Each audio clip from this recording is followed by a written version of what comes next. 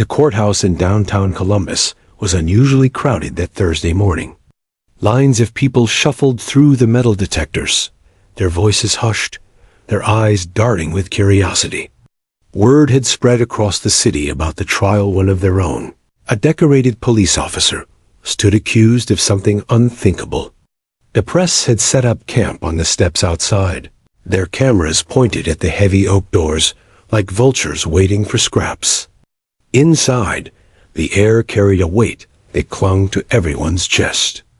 The courtroom itself smelled faintly of wood polish and coffee gone cold. Reporters filled the gallery benches, their notepads ready, their phones poised to capture every flicker of drama. Lawyers busied themselves with stacks of documents, their expressions tight with focus. At the front of the room sat Officer Daniel Rourke. His uniform, crisp and freshly pressed, gleamed with the sheen of metals pinned across his chest. To the untrained eye, he looked like the picture of American service and discipline. But his jaw clenched too tightly, and his eyes avoided the juror's gaze. The judge entered, an older man with sharp eyes that had seen decades of trials, scandals, and stories that never made the evening news.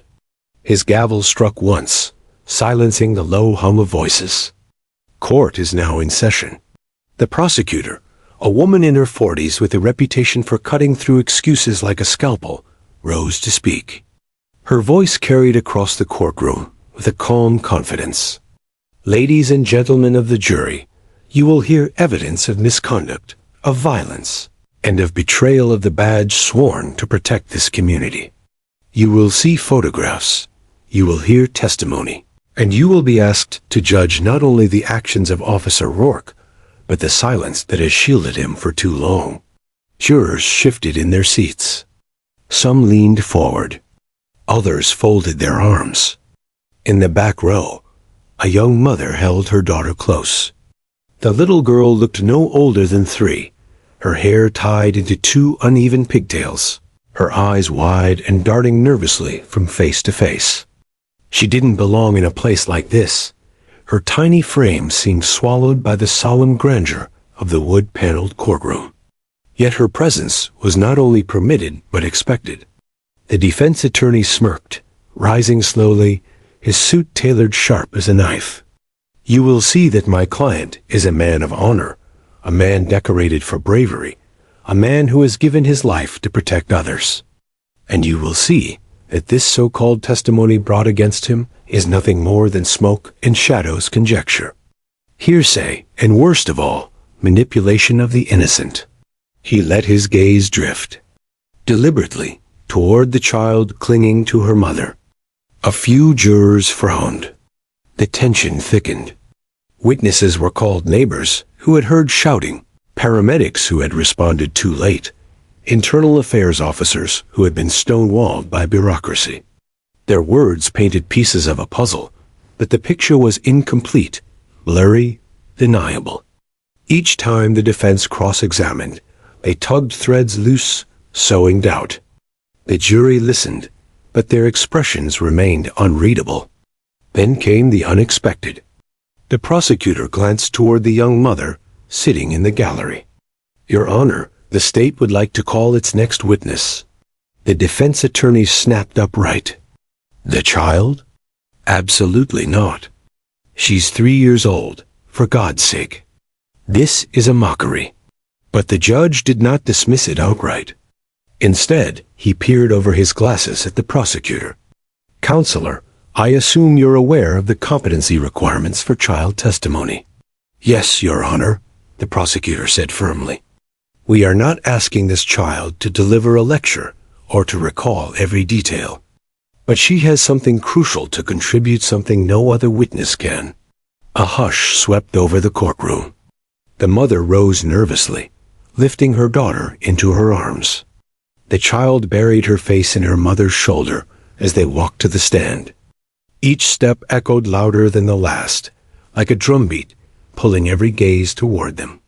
The bailiff swore the mother in, then gently coaxed the child to sit beside her. She looked impossibly small in the witness chair, her legs dangling above the floor, her sneakers swaying back and forth. The judge leaned forward, softening his voice. "Sweetheart, do you know the difference between telling the truth and telling a lie?" The girl hesitated. Her lips pursed as though she was deciding whether or not to speak at all. Finally, she whispered, "Truth is not lying." The judge gave a small nod. "That's good enough." The defense attorney rolled his eyes dramatically, but said nothing. The room seemed to hold its breath as the prosecutor knelt to the child's level. "Hi there," she said gently. "Can you tell us your name?" The little girl mumbled it, barely audible, clutching a small teddy bear she'd been allowed to bring with her. The prosecutor smiled warmly. "That's a very nice name. Do you remember a night when you saw the dog?" The question hung in the air. The child froze, her wide eyes flicking toward the far side of the room. And then suddenly she pointed. Her small finger aimed straight at the police dog, sitting obediently beside Officer Rourke. The dog, a massive German shepherd with intelligent eyes, had been silent the entire morning, lying at his handler's feet like a symbol of loyalty. But now, under the scrutiny of the child's gaze, the animal shifted uneasily, its ears twitching, its body trembling ever so slightly. A murmur ran through the gallery. The prosecutor waited, not pressing, not rushing. The child's lips trembled as she finally spoke.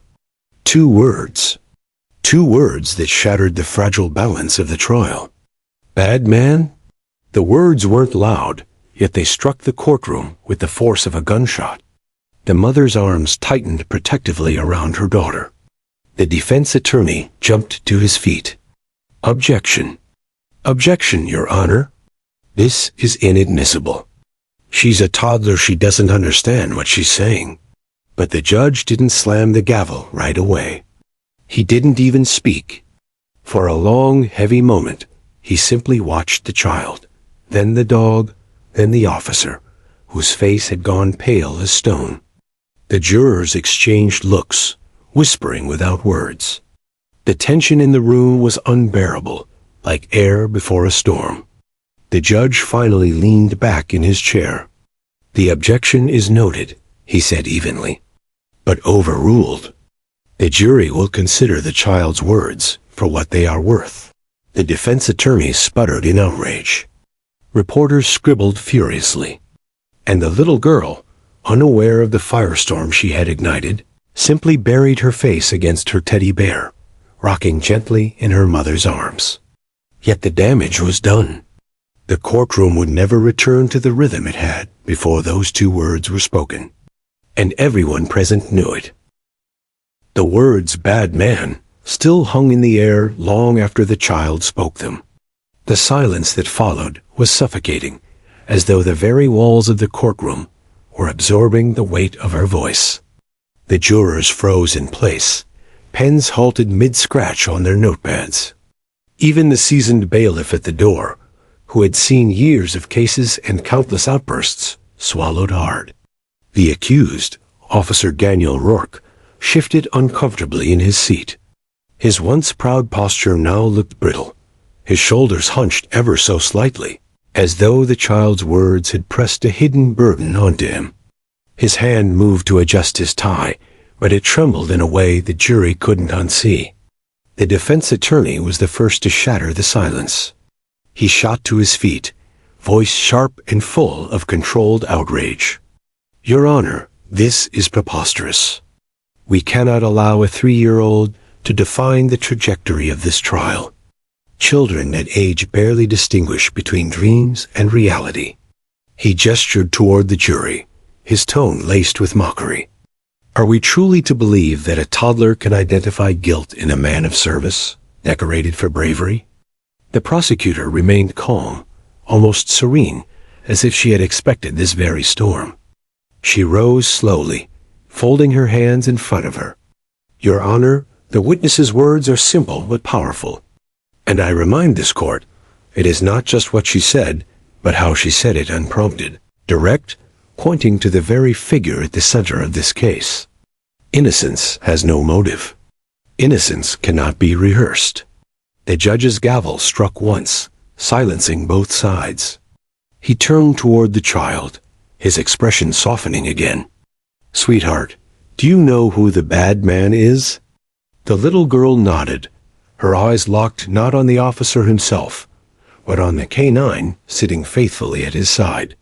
She pointed again, her voice just a touch louder now. "Dog knows. Dog saw." Gasps erupted.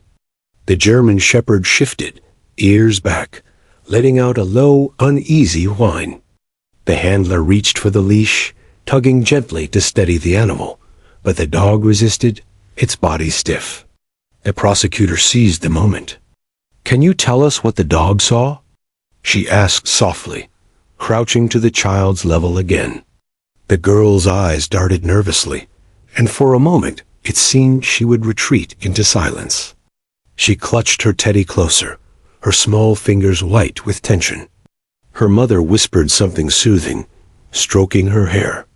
Encouraged, the child took a shaky breath. "Dog barked," she whispered. "Man hit." The courtroom erupted again, reporters scribbling, jurors whispering to each other, audience members shaking their heads in disbelief.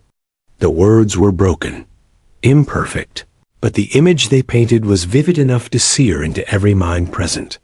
A violent act committed not in shadows, but witnessed by a loyal animal. The defense attorney slammed his fist on the table. "Objection, Your Honor.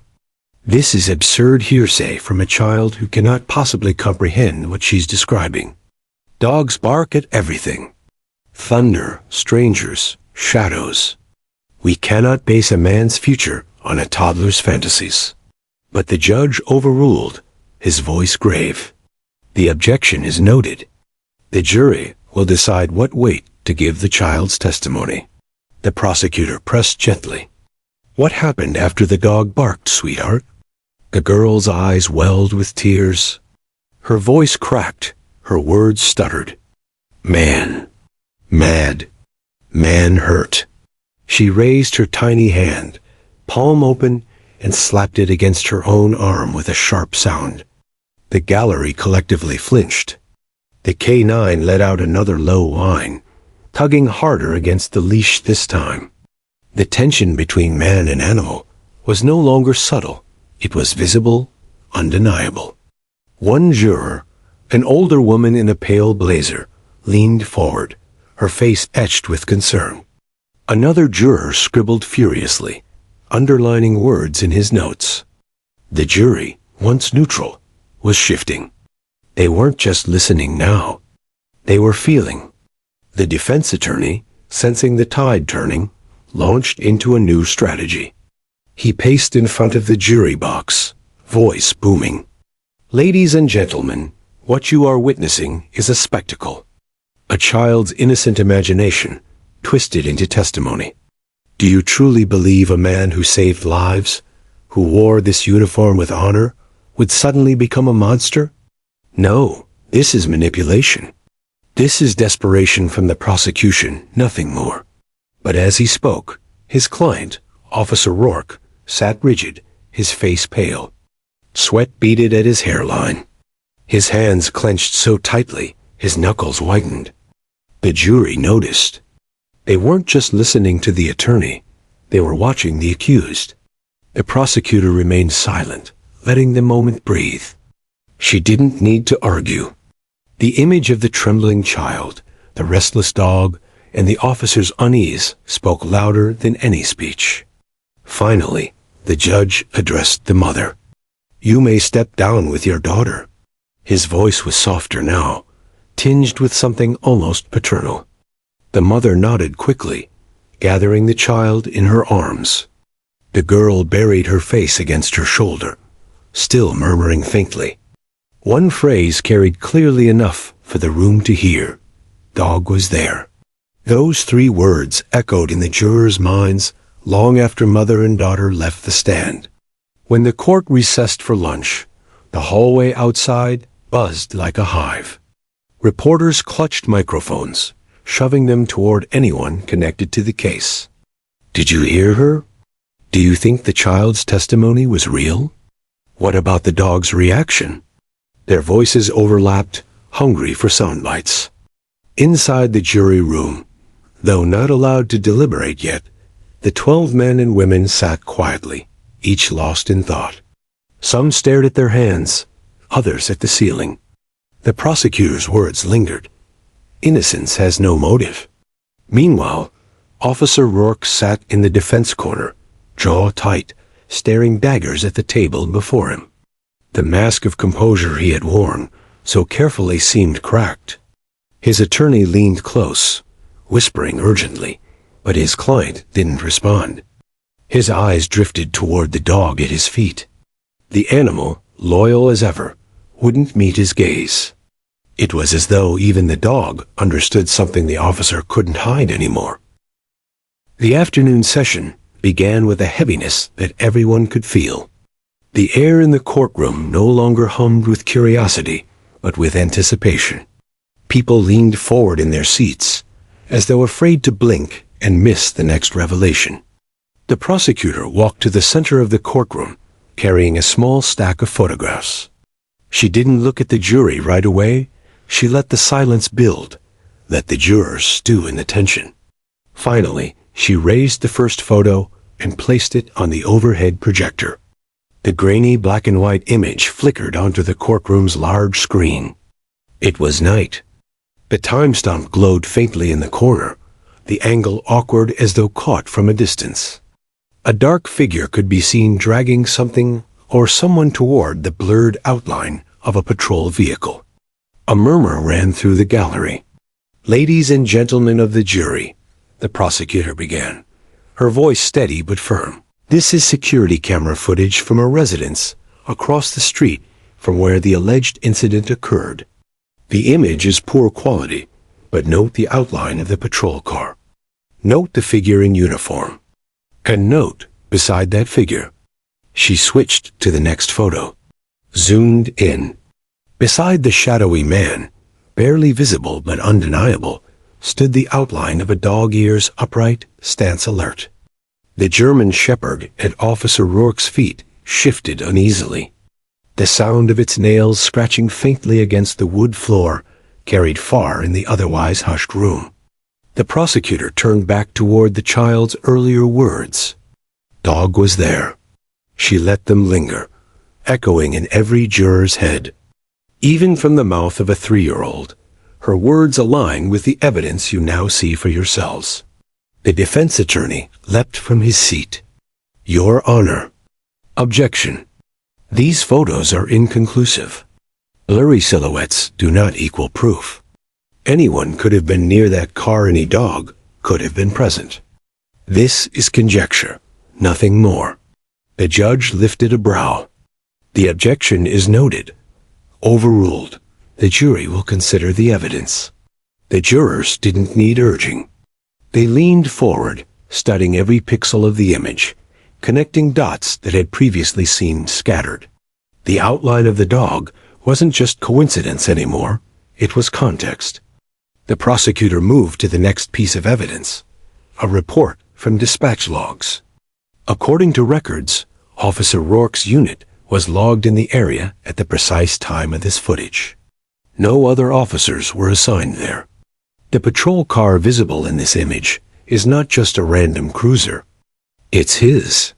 A ripple of unease moved across the jury box. The defense attorney rose again, trying to inject doubt. Coincidences happen. Dispatch logs aren't infallible. Surveillance cameras distort images. Let's not pretend otherwise. But the jurors weren't watching him. They were watching Rourke.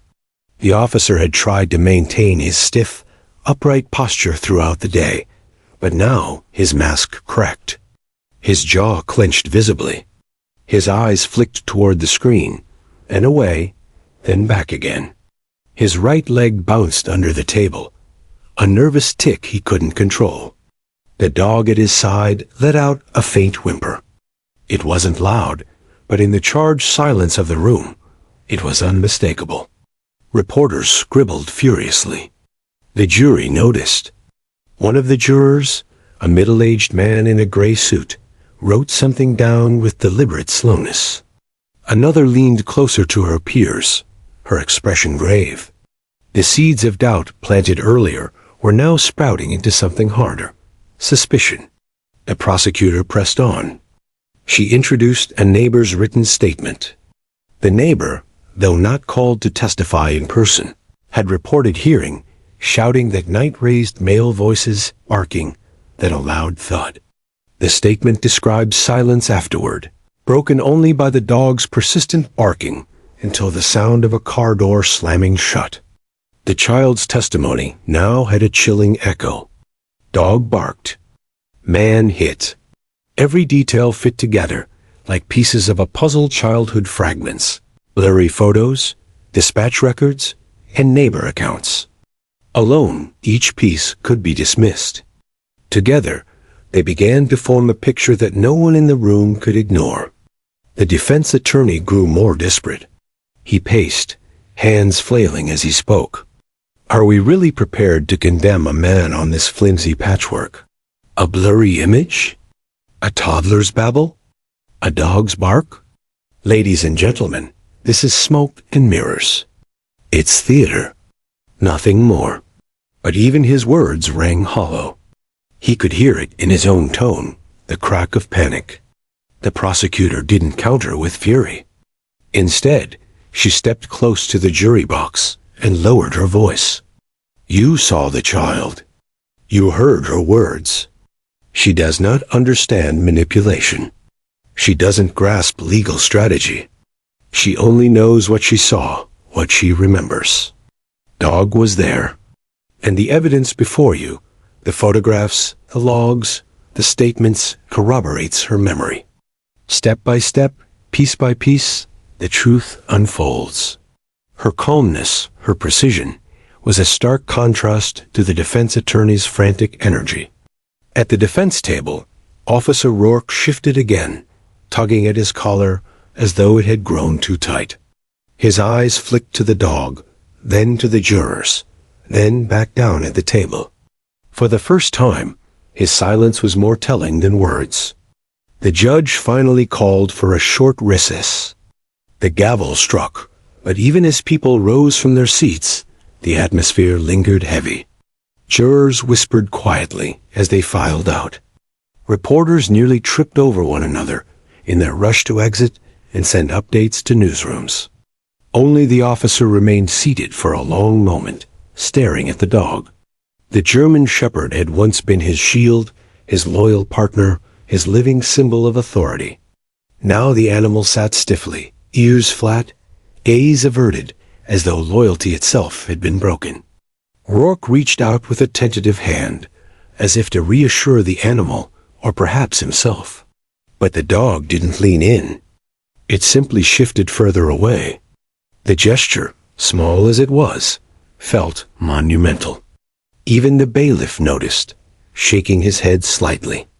When court resumed, the jurors filed back in with the same heavy expressions. Their eyes no longer darted around in confusion. They locked onto Rourke with sharp focus.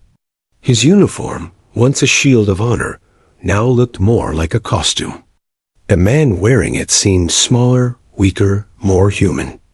And for the first time since the trial began, Officer Daniel Rourke looked afraid.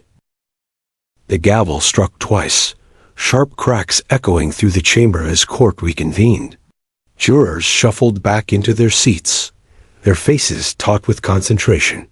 The atmosphere had shifted again. Gone was the early morning curiosity, replaced now by a grim determination. Each person present could sense it. The case was no longer abstract.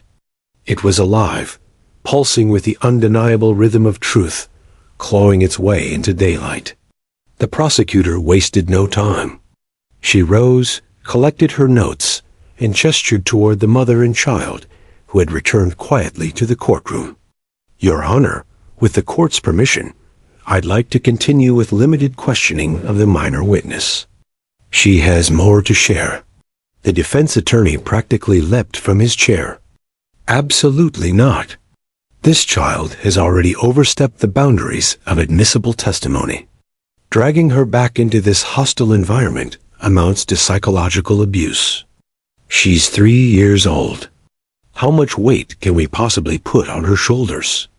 The judge studied the child, then the attorneys.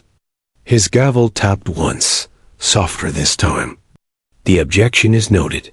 Overruled. Proceed with caution, counselor. The mother guided her daughter back to the witness chair. The little girl clutched her teddy bear tighter than before, her lower lip trembling. The prosecutor knelt again, her voice gentle. You're very brave for helping us. Can you tell us a little more about that night? The child's eyes flickered toward the officer, then darted down. Dog barked. Man mad. Man hurt. She repeated the same broken phrases, then hesitated. Her tiny fingers gripped the teddy's ear until the fabric twisted. Man yelled loud. Mama cried. The mother's face crumpled, tears sliding down her cheeks. She turned away from the jury, shielding her daughter from the weight of their stares. The prosecutor spoke softly. Sweetheart, when the man yelled, what did he do to the dog? The girl looked up, her eyes glassy but unflinching. He hit dog. Gasps erupted across the courtroom. The canine beside Rourke shifted suddenly, letting out a sharp, piercing bark that startled even the bailiff. The handler yanked the leash, struggling to calm the animal, but its eyes were locked on its handler ears back, body trembling, teeth bared in confusion. The room exploded in murmurs. Reporters scribbled furiously. One juror covered her mouth with her hand, horrified. Another muttered something under his breath, shaking his head. The prosecutor let the moment breathe. She didn't need to embellish the girl's words. The sight of the restless dog, the echo of that bark, spoke louder than any courtroom argument ever could. The defense attorney scrambled to regain control. Your Honor, I object. This is pure fantasy. There is no evidence, none, that my client ever harmed his animal partner. This child is parroting nonsense she barely understands. Dogs bark all the time. To assign malice to routine behavior is outrageous. The judge lifted his hand. Objection overruled. The testimony will stand. The prosecutor pressed gently. What happened after the man hurt the dog? The child's small chest rose and fell quickly.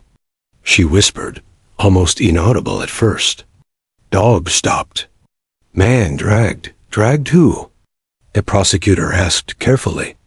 The child raised her arm and pointed toward the blurred image, still frozen on the courtroom screen.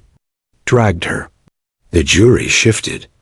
Though the photo was grainy, the outline of something or someone being pulled into the shadows had already unsettled them. Now the child's words attached meaning. Her. The defense attorney slammed his hands on the table. This is madness. This entire trial has devolved into bedtime stories. We are trying a man on shadows and toddler gibberish. I demand this line of questioning cease immediately. But even as he thundered, the jurors' eyes weren't on him. They were on Rourke. The officer's face had gone scarlet. A vein bulged at his temple. His jaw clenched so tightly, his teeth ground audibly when the room fell silent again. His hands gripped the table's edge until his knuckles shone white. The judge rapped his gavel. Order in the court. The prosecutor rose again, her voice calm but razor sharp.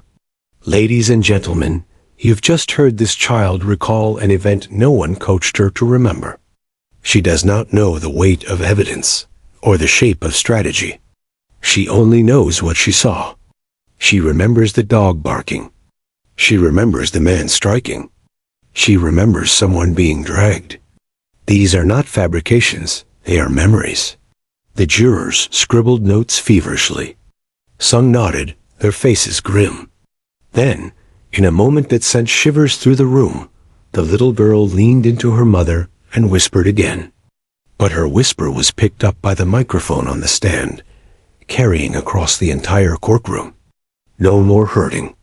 The phrase wasn't directed at anyone in particular, yet it struck with devastating force. The jurors froze. The gallery went silent. Even the judge's pen stopped mid-stroke. For a long, breathless pause, the courtroom was suspended in time. Then the officer snapped. He slammed his fist against the table, surging to his feet. Enough. Enough of this circus. His voice roared across the chamber, jagged with fury. Bailiffs rushed forward, but he shoved his chair back violently, the wooden legs scraping against the floor with a screech. You're all sitting there listening to a baby. A baby, and you think you can destroy me with this? The jurors recoiled, shock etched across their faces. The prosecutor didn't move. She simply watched as the officer unraveled in real time, his composure shredded by the very innocence he mocked. The K9 barked again, sharp, relentless, its body straining against the leash toward its own handler, as though it no longer recognized him. The sound echoed, unrestrained, drowning out the judge's pounding gavel. When bailiffs finally restrained the officer, forcing him back into his seat, the damage was already done. The image of his rage, his lack of control, and the dog's visceral reaction had seared itself into every juror's mind. The judge, face hard, addressed the courtroom. Order must be restored, or this session will recess until calm is regained. But calm was gone. The trial had shifted irrevocably. The jurors no longer saw a decorated officer wrongfully accused. They saw a man capable of violence. They saw a dog's loyalty torn apart. They saw a child, trembling but brave, speaking truths adults had buried. And most damning of all, they had seen Daniel Rourke lose control. The courtroom had not fully recovered from the eruption. Even as the judge ordered calm, the aftershocks of Officer Rourke's outburst lingered in the air. Jurors shifted in their seats, still rattled. Reporters scribbled furiously, exchanging glances that said they knew the story had just changed forever.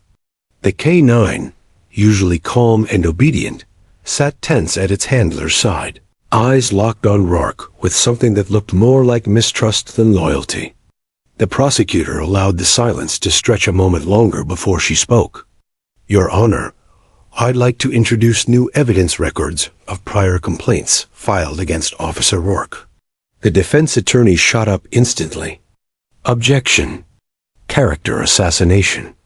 This trial is about one incident, not unproven, unrelated accusations. The judge leaned forward. His gaze was heavy, his tone deliberate. If the prosecution can demonstrate a pattern of behavior relevant to the case, I'll allow it. Proceed carefully. The prosecutor nodded and strode to the evidence table. She lifted a folder and held it up. Contained in these files are 5 separate reports, spanning 7 years, each detailing allegations of excessive force by Officer Daniel Rourke. All were dismissed internally, but the consistency of the language across them is chilling. She opened the folder and began to read aloud. Complaint 1. The officer struck a suspect after the suspect was already restrained. Complaint 2.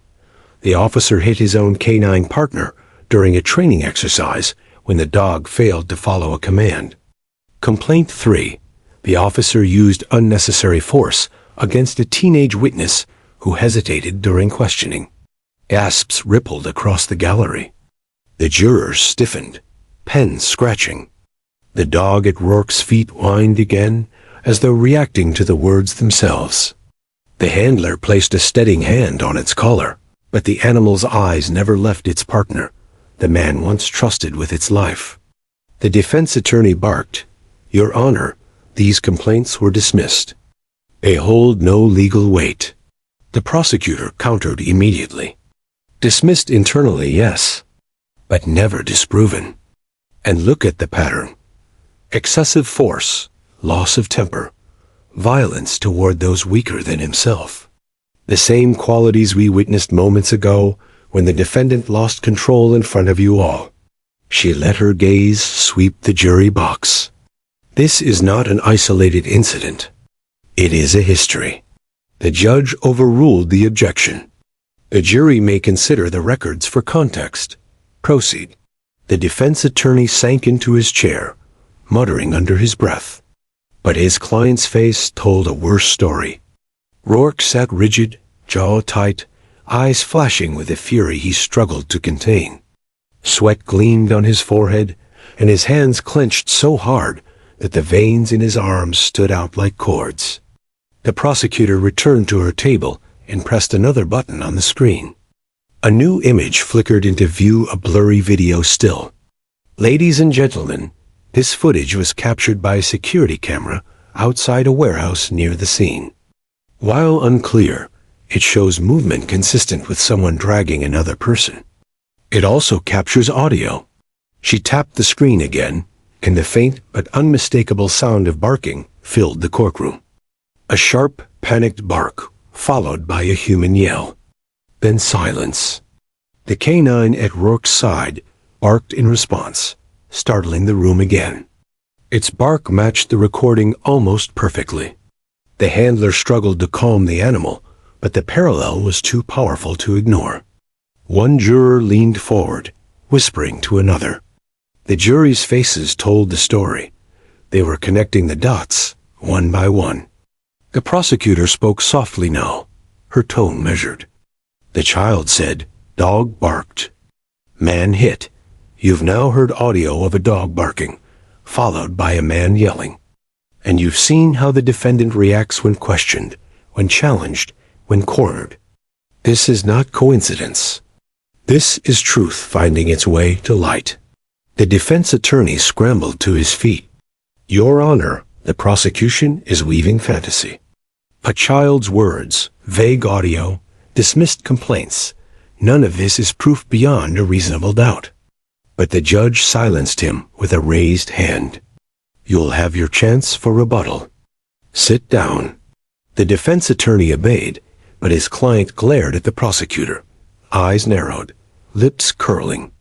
It was a look that chilled even the jurors, predatory, venomous. The prosecutor, unfazed, turned to the jury once more.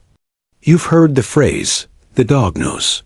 Ladies and gentlemen, this animal is trained to detect lies, danger, threats. And what did it do in this very courtroom? It barked.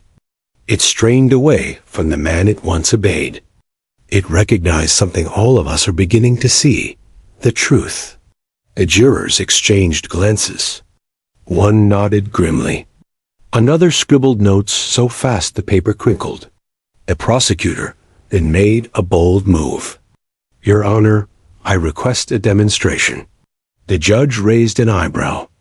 "What kind of demonstration?" "With the court's permission, I'd like the canine handler to release the dog and allow it to choose between approaching the child, witness, or the defendant. Let us see where its loyalty lies." The defense attorney shot to his feet again. "Absolutely not. That's a stunt, a sideshow. This is a court of law, not a circus." The judge hesitated, clearly torn. "Counselor, that request pushes the limits of admissibility." But he looked toward the handler, then at the restless dog. "Given the extraordinary circumstances of this case, I will allow it."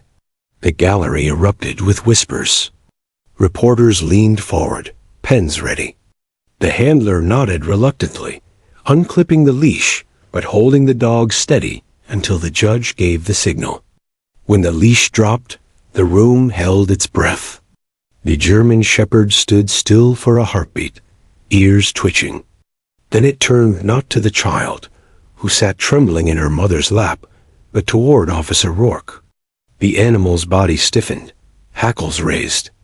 It let out a deep, guttural growl, low and menacing. Then it barked, loud and furious, lunging toward the man it once trusted. Bailiffs leapt forward, intercepting the dog before it reached the defendant.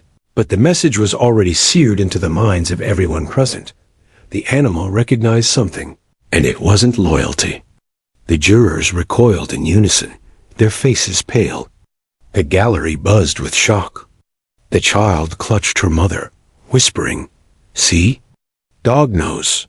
The prosecutor turned slowly to the jury, her voice quiet but steady. Sometimes justice doesn't come from documents or speeches. Sometimes it comes from the innocence of a child, or the instinct of a dog. The defense attorney buried his face in his hands. His client sat frozen, his facade of control shredded beyond repair. And the jurors, 12 ordinary citizens, sat in stunned silence watching as the truth grew impossible to ignore. The echoes of the dog's growl still haunted the courtroom long after the bailiff secured the animal back on its leash. Jurors fidgeted, their pens abandoned. Some sat stiffly, hands clasped tight in their laps, while others stared blankly ahead, replaying what they had just witnessed. The defense attorney stood, visibly shaken but forcing authority into his voice. "Your Honor, we must not allow theatrics to replace evidence. A dog's reaction is no substitute for fact. We live in a nation of laws, not instincts." The judge leaned back, his face unreadable. "Duly noted, Counselor. Do you wish to proceed with your defense?" "Yes, Your Honor."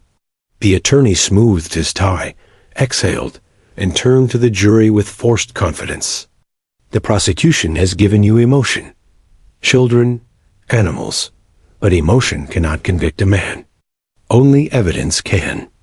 And evidence is on our side." He straightened his shoulders, signaling to the bailiff. "We call Captain Raymond Ellis to the stand." A tall, gray-haired man in uniform entered, medals gleaming across his chest. His stride carried the weight of decades in service. When he reached the stand, he raised his hand solemnly and swore in. The defense attorney's voice softened. "Captain Ellis, you've worked with Officer Rourke for over 15 years. Is that correct?" "Yes," the captain said firmly, his voice steady. "I know him well." "And how would you describe his service record?"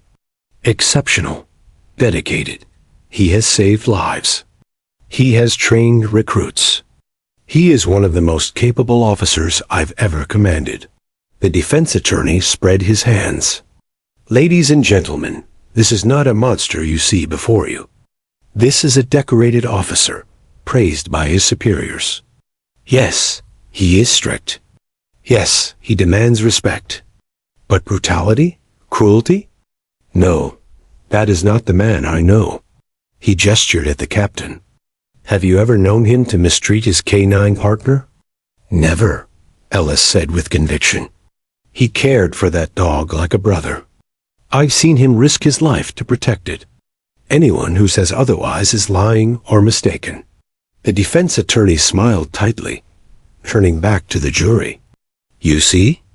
This is the truth from someone who actually knows him. Not a frightened child who barely speaks sentences. Not an animal reacting to confusion, but a commanding officer with 15 years of first-hand knowledge."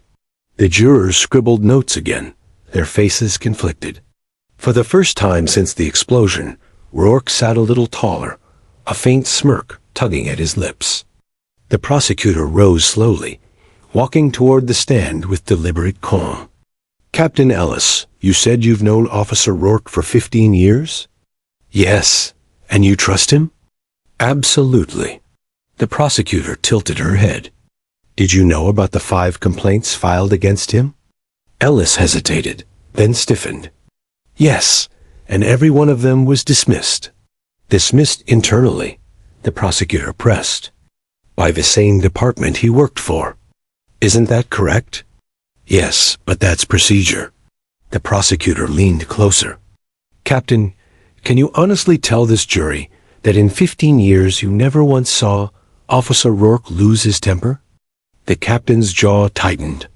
A pause stretched. "Every officer gets angry. We're human." But Rourke never crossed the line. The prosecutor's eyes flickered, catching the subtle shift in his voice. "Never crossed the line that you witnessed." Ellis glared at her, but said nothing. The prosecutor stepped back. No further questions. As Ellis left the stand, The defense attorney scrambled. Your Honor, the defense calls Sergeant Karen Mills. A woman in her 40s entered, crisp in her uniform. She swore in and sat down, back straight. The attorney smiled warmly.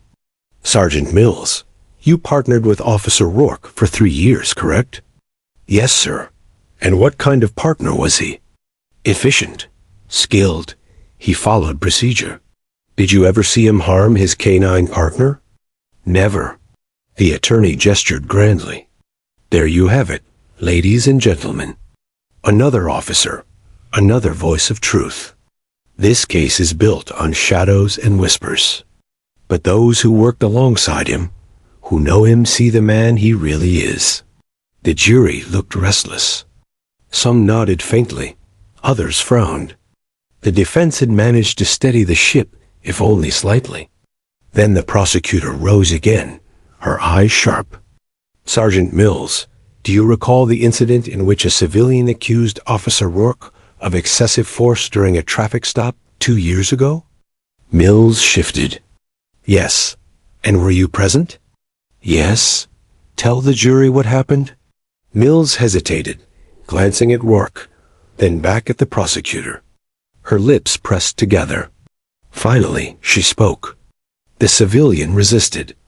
Rourke subdued him. The prosecutor's tone sharpened. Subdued him? How? With force. Excessive force? A long pause. It was more than necessary, Mills admitted quietly. The courtroom gasped. The defense attorney shot to his feet. Objection. Overruled, the judge said, his eyes fixed on the sergeant. The prosecutor leaned in. So when you say he followed procedure, that's not the full truth, is it? Mills swallowed hard. No, thank you, the prosecutor said, stepping back. Rourke's face twisted in rage. He slammed his fist on the table, glaring at Mills. You traitor! He spat under his breath, but loud enough for the jury to hear. The judge's gavel cracked. One more outburst, Officer Rourke, and I'll have you removed from this courtroom. But the damage was done. The jurors had heard his venom, seen his fury unleashed again. The defense attorney, desperate, muttered with his client, then turned to the judge. Your Honor, the defense calls one final witness. Someone who will clear this matter beyond doubt. We call. He glanced at his notes, voice trembling. Officer Daniel Rourke himself. The gallery buzzed. The jurors straightened. Even the prosecutor's eyes widened slightly, surprised at the gamble. Rourke rose, adjusting his uniform, his face hard as stone. He marched to the stand, swore in, and sat tall, glaring at the jury with a mix of defiance and pride. The defense attorney approached. Officer Rourke, you've heard the accusations. Tell this jury, in your own words, did you harm your canine partner? Rourke's voice was strong, confident. No, I did not. Did you harm anyone the night in question? No, I followed procedure. I protected the community, as I always have. And how do you explain the child's testimony? She's 3 years old, confused, fed lines by desperate prosecutors. I respect her innocence, but she has no idea what she's saying. The defense attorney nodded firmly. Thank you. No further questions. Rourke smirked slightly, glancing at the jury. For the first time, he looked almost confident again. But then the prosecutor rose. She walked slowly, deliberately, circling the stand like a predator. Her voice was calm, but edged with steel. Officer Rourke, you claim you never harmed your canine partner? Correct. You claim you never dragged anyone that night? Correct. You claim the child was confused? Yes. The prosecutor paused, then leaned in close, her eyes locking onto his. Then why did your dog growl at you in open court today? Rourke blinked. Because it was confused. Confused? Her tone sharpened. Or because it remembers? He stiffened. Dogs don't remember like people do. She raised an eyebrow. This one does. And so does the child. And now, she stepped back, turning toward the door of the courtroom. So does someone else. The gallery stirred. Jurors craned their necks. The doors opened, and a new figure entered. A woman, pale, trembling, but alive. Gasps swept the room. The prosecutor's voice rang clear. Your Honor, the prosecution calls our next witness, the victim herself. The courtroom erupted. The doors creaked shut behind her, but the sound reverberated like thunder. Every eye in the courtroom locked on the frail figure making her way down the aisle. The woman clutched the arm of a deputy for balance, her steps slow, unsteady, but determined. Her face bore faint bruises still healing, her hands trembling with each movement. Gasps rippled through the gallery. Jurors leaned forward, their eyes widening. Some clutched their notepads tighter, while others sat frozen, mouths slightly open. For weeks they had heard whispers of the victim, spoken about like a ghost. And now she was here, alive. Officer Rourke's face drained of color.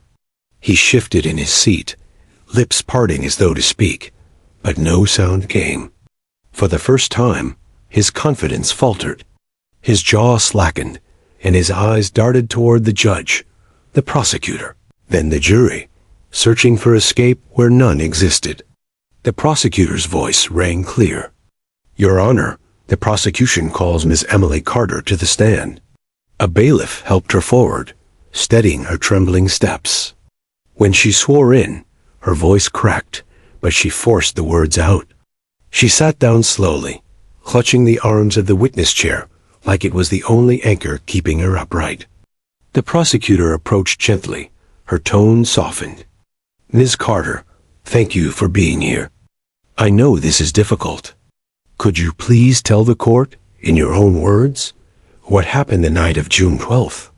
Emily took a shaky breath, her eyes darting briefly toward Rourke, before snapping away. I was leaving work late. My car broke down on the side of the road. That's when he pulled up. Her voice cracked again, but she steadied herself. At first, I thought I was safe. He was an officer. He told me he'd help. But then the dog barked. It barked like crazy, like it was warning me. And that's when he changed. A hush fell over the courtroom. Even the scratching of pens halted. Emily's voice grew steadier, each word sharper. He grabbed me, hard. I screamed, but he covered my mouth. The dog wouldn't stop barking. He shouted at it. Then he hit it. I saw it flinch.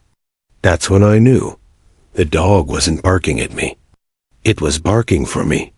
The K9, still restrained by its handler, let out a sharp, guttural bark at the mention of that night. The sound reverberated through the room, sending chills down every spine. Emily's hands shook as she continued. He dragged me toward his car.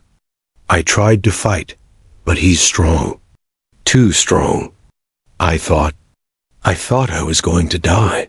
Her voice cracked, tears welling. But I kicked. I screamed into my hands. I must have gotten lucky because a truck came down the road, headlights flashing. He froze, then threw me aside. I crawled into the ditch and stayed there until he left. The jury sat spellbound, their faces pale. Several clutched tissues, wiping at their eyes. The prosecutor nodded gently. Miss Carter, what made you come forward now? Emily glanced toward the child who had testified earlier, now sitting quietly with her mother. Her lips trembled into a faint smile. I read the reports. I saw what she said. She's 3 years old, and she found the courage to say what happened when I couldn't. If she can stand up to him, then so can I. The courtroom swelled with emotion. The jurors exchanged glances, their expressions shifting from doubt to certainty. The prosecutor's tone hardened. Miss Carter, is the man who attacked you in this courtroom today? Emily's eyes hardened as she raised a trembling finger. She pointed directly at Rourke. Yes, it was him. Daniel Rourke. The words landed like a hammer. The jurors turned in unison to look at the defendant. The gallery stirred, whispers rising like a wave. Reporters scribbled frantically, capturing every detail. Rourke's composure shattered. He slammed his fists on the table, leaping to his feet. Liar! She's lying. She wanted it. She.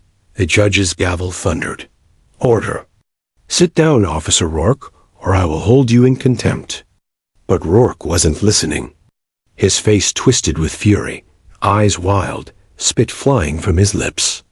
The bailiffs rushed forward, forcing him back into his chair, shackling his wrists to the arms of the seat to contain him.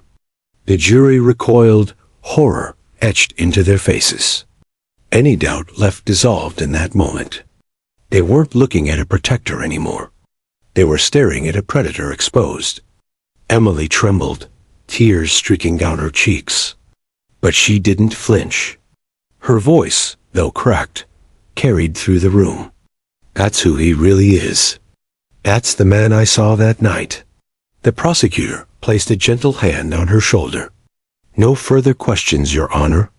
The defense attorney, pale and sweating, rose unsteadily. He approached the stand, his voice weak. Miss Carter, you say you were attacked, but you admit you got away. Isn't it possible you misidentified your attacker in the dark? Emily's eyes burned. No, I'll never forget his face, or the way the dog tried to protect me. She glanced at the canine, her lips trembling into a sad smile. Even now, the dog remembers. The canine barked once more, loud, piercing, echoing like judgment through the chamber. The defense attorney sagged, defeated. No further questions. As Emily was helped from the stand, the jurors' eyes followed her, some with pity, others with admiration. The child's earlier testimony now had flesh and blood proof. The dog's instincts had found a voice. And Officer Daniel Rourke sat chained to his chair, his fury barely contained, every ounce of his carefully constructed facade shattered. The judge's gavel struck.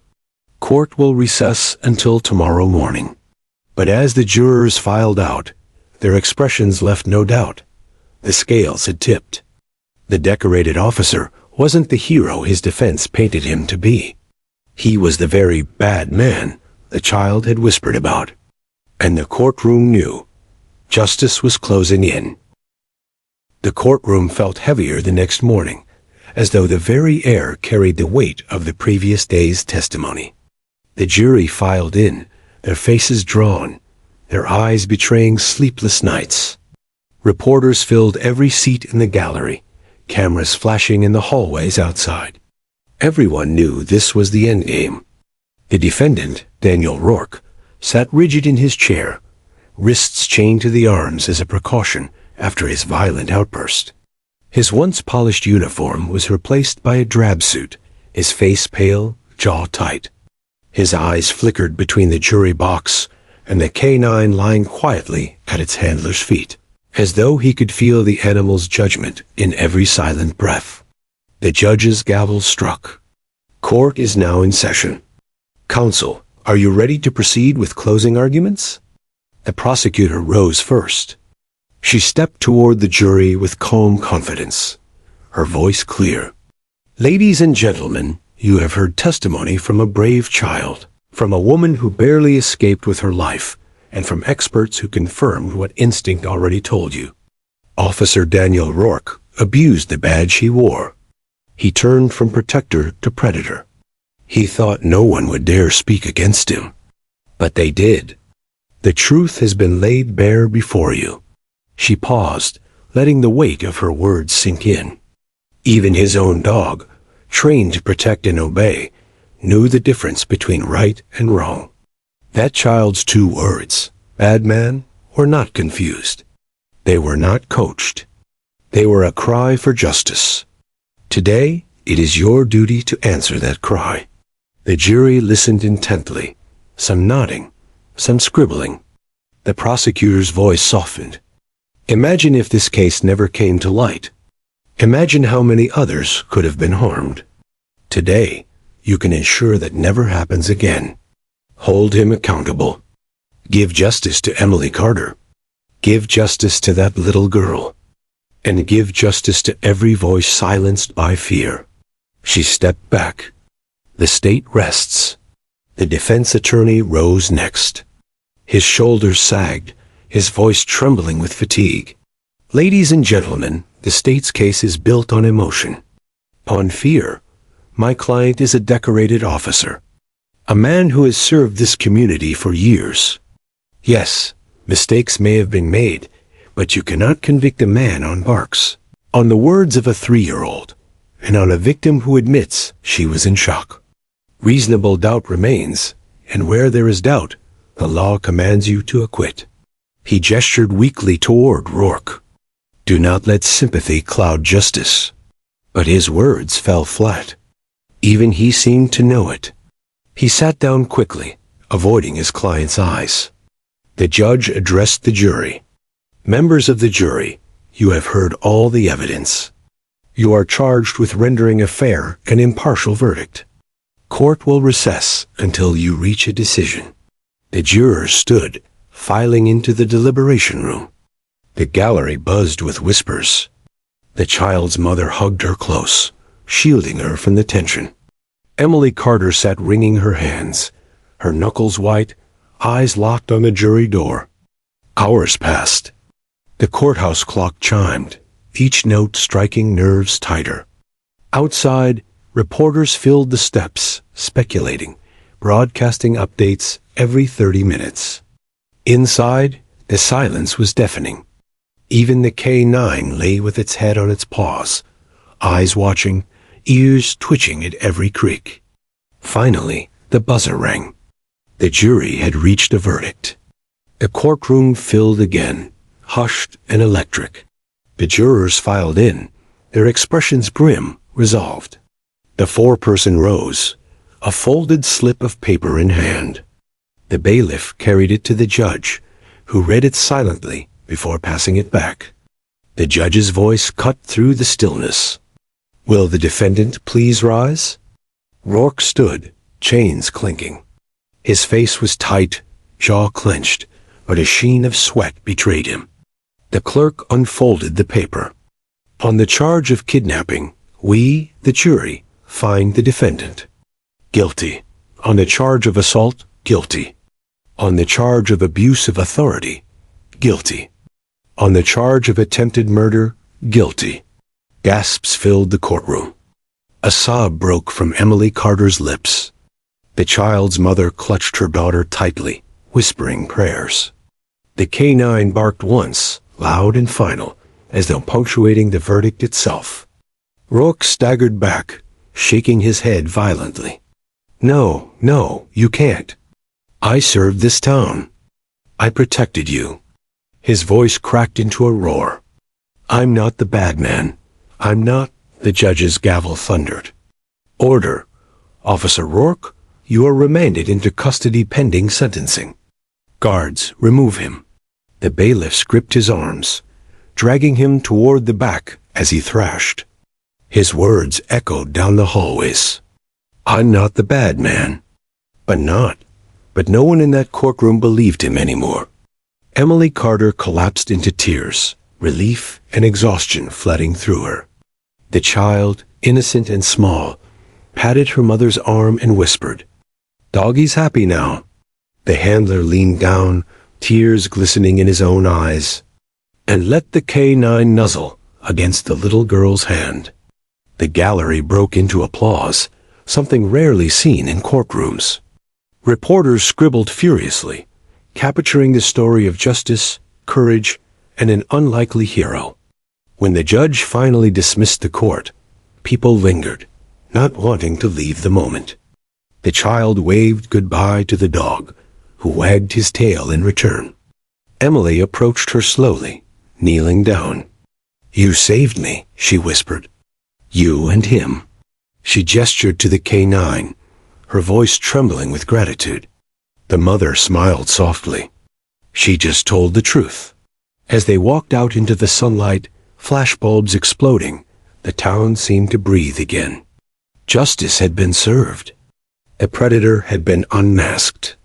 And all it took to crack open the silence was the courage of a 3-year-old, the loyalty of a dog, and the strength of a survivor. In the weeks that followed, the story spread across the nation. News outlets replayed the moment the child pointed, the moment Emily testified, the moment the verdict was read. The phrase "bad man" became a chilling reminder and a rallying cry for victims who had been too afraid to speak. Officer Rourke was sentenced to life in prison without parole. His fall from grace became a warning to others who thought the badge granted immunity from consequence. Emily Carter found healing in advocacy, speaking out for survivors, telling them that silence could be broken. The child grew, her memory of the trial fading into a blur, but the world never forgot. And the canine? He was honored with a medal, retired early, and spent his remaining years with the handler who had always believed in his instincts. Years later, when people told the story, they never started with the officer, or even the victim. They started with the little girl in the courtroom, the silence that fell when she pointed, and the 2 words that changed everything. Bad man. And everyone remembered how the truth, spoken simply, could topple even the strongest facade.